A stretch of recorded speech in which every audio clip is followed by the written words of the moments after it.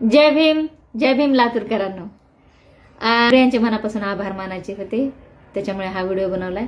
आणि विशेष म्हणजे मला एक गोष्ट जाहीर करावीशी वाटली की मला कुणी जातीच्या बाहेर काढायच्या आधीच मला स्वतःला सांगायला आवडेल की जर अस्तित्व लपवून जगाय तुम्ही सांगत असताल, जर तुम्ही हे सांगू म्हणत नसताल की माझा श्वास, माझा घास आणि हे निळं आकाश मला बाबासाहेबांमुळे भेटले, मी जे जगते, माझ्या पूर्वजांवर झालेले अन्याय अत्याचार हे दाबून जर तुम्ही मला पुढं सांगताय की मी जगावं पुढचं पाऊल, तर मला हे मान्य नाही. आणि तुम्ही सांगायच्या आधीच मी मनातून सगळ्यांना सांगू इच्छिते की मला ही जात सोडायला मनापासून आवडेल.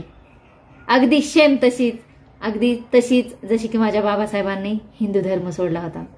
आणि माझ्या बुद्ध बांधवांना माझं मनातून एक प्रेमाचं सांगणं की मला माझी खरंच बाबासाहेबाची जात आणि बाबासाहेबाचे लोक माझे करायला मनातून आवडेल.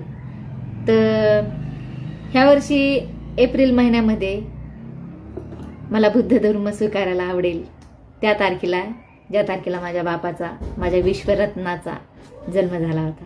आणि मी हे जाहीर करते की तुम्ही होऊन काढू नका, तुम्ही होऊन मला वाळीत टाकूच नका, मीच तुम्हाला वाळीत टाकते. जय भीम, मनातून आत्म्यातून. मनुवादी विचाराला कशी आगती लावली, मनुवादी विचाराला कशी आगती लावली, बाप भीमान माझ्या ग तुझी गुलामी तोडली. अस्तित्व दाबून जर जगाय सांगत असताल तर नको मला ते लोक, नको मला तो समाज आणि नको मला ती जात.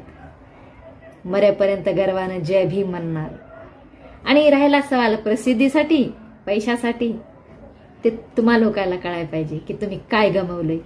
येणाऱ्या 100 पिढीला मनातून आणि आत्म्यातून तळमळ करून सांगते की माझ्या जे आतापर्यंत मी माझं म्हणून जगत होते, ह्या युवक पिढीचं अस्तित्व नष्ट करणारी जात आणि ते लोक मला खरंच नको.